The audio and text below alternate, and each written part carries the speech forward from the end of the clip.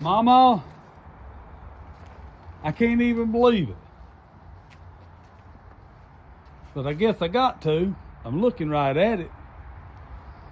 So this one, 57. Needing a couple wiring issues done. Looks a little bit of paint put down there at the bottom and match. Or maybe not match, but do the best that I can do for what I got. See if I can get you in here real quick to show you what happened.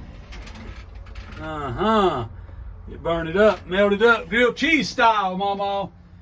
And need a heater control panel to operate the heater.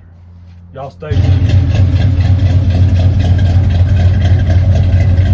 That Chevy heartbeat.